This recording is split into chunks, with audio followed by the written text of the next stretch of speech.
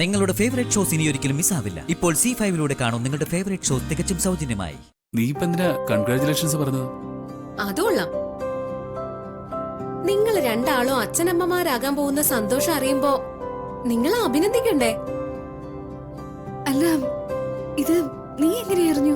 അവിടെ വിനയും റിയയും അമ്മയോട് പറയുന്നത് ഞാൻ കേട്ടതാ. എന്താ കേട്ടത് ശരിയല്ലേ?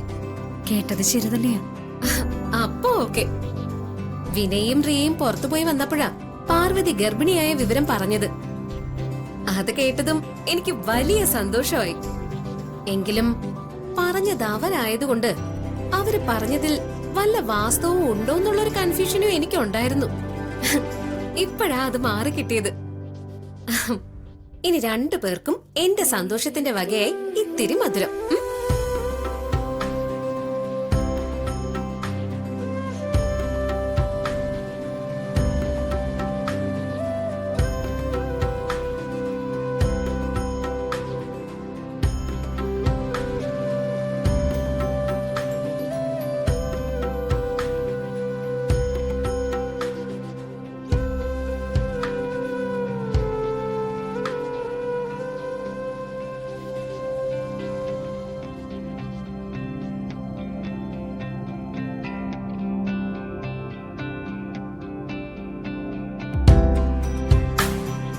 വിശാൽ സർ,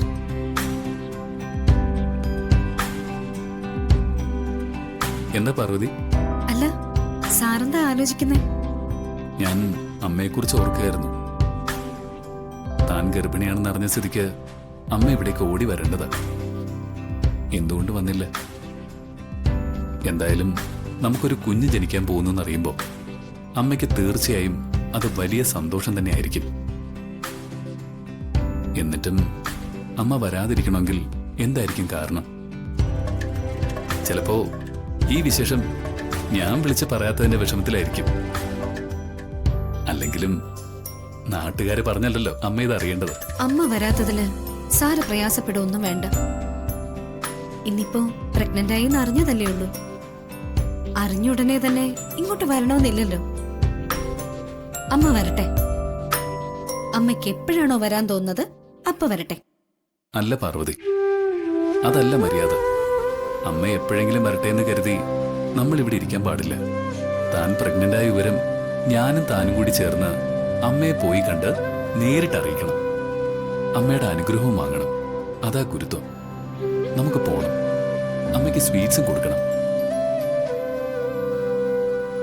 സർ, അല്ല അത് എന്താടോ തനിക്കിപ്പോ എന്താ പറ്റിയത്?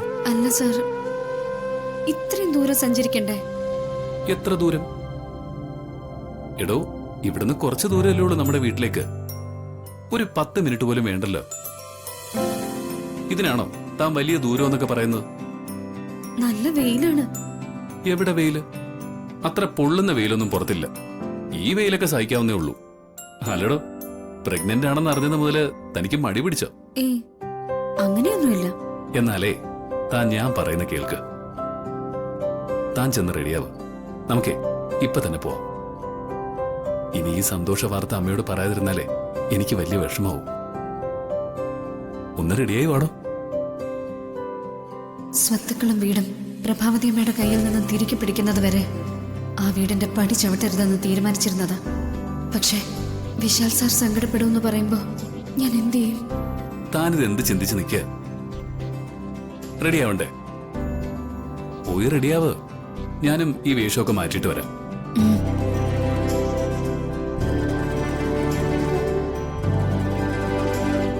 എന്തിനാടാ ഒരു കാര്യമില്ലാതെ നീ ഈ നരകയാതന അനുഭവിക്കുന്നത്?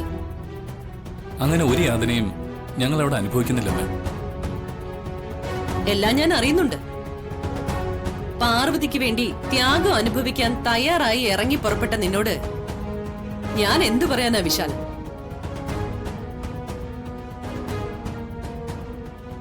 ഒന്നും പറഞ്ഞിട്ട് കാര്യമില്ല.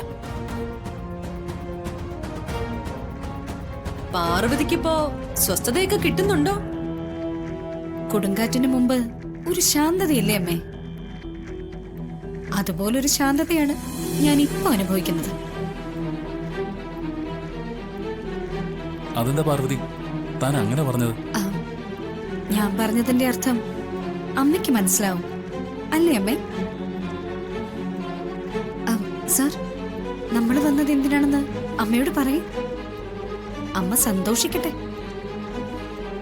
വിശേഷങ്ങൾ അമ്മ അറിഞ്ഞു എന്ന് ഗാർഗി പറഞ്ഞു. എന്നിട്ടും അമ്മ അങ്ങോട്ട് വന്നില്ല. അതെന്തുകൊണ്ടാണെന്നേ എനിക്ക് മനസ്സിലായി. ഇത്തരം കാര്യങ്ങൾ അച്ഛനമ്മമാരെ നേരിട്ട് അറിയിക്കുകയല്ലേ വേണ്ടത്. അതല്ലേ മര്യാദ. ഏതായാലും ഇപ്പൊ അറിയിച്ചിരിക്കുന്നു. അമ്മേ, പാർവതി ഗർഭിണിയാണ്. ആ ശരി ശരി ആയിക്കോട്ടെ.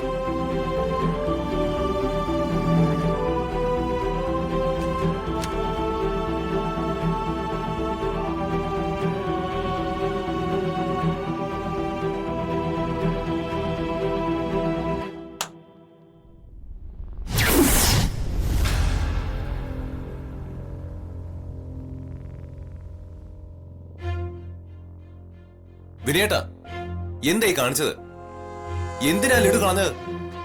വിശാലേട്ടനും പാർവതിയും അവരുടെ സന്തോഷത്തിന് വേണ്ടിയല്ലേ മധുരം കൊടുക്കാൻ തുടങ്ങിയത്? അതെ, അമ്മയുടെ സന്തോഷത്തിന് വേണ്ടി അവര് മധുരം കൊടുത്തോട്ടെ. അത് പക്ഷെ വൃത്തിയുള്ള ഇടത്തു നിന്ന് കൊണ്ടുവന്നതായിരിക്കണം.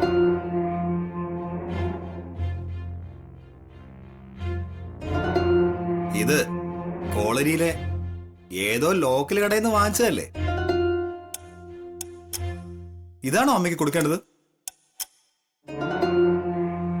ഇതുപോലുള്ള തറ ലഡുവൊക്കെ അമ്മ കഴിച്ച് എന്റെ അമ്മയ്ക്ക് എന്തെങ്കിലും അസുഖം വന്നാലോ? വിനയ്, നീ വെറുതെ ഇങ്ങനെ കാട് കയറണ്ട. ഇത് ക്വാളിറ്റി ഇല്ലാത്ത ലഡു ആണെന്ന് നീ എങ്ങനെ അറിഞ്ഞു?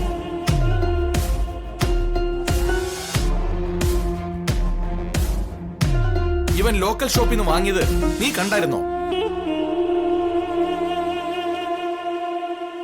ഇവര് മോശം ലഡുവും വാങ്ങി വരുമെന്ന് വിനയ് കരുതിയത് തെറ്റായിപ്പോയി.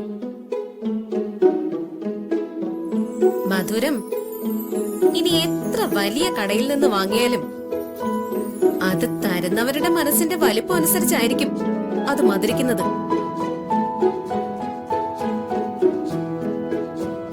അത് ഗാർഗി മോള് പറഞ്ഞത് വളരെ ശരിയാ.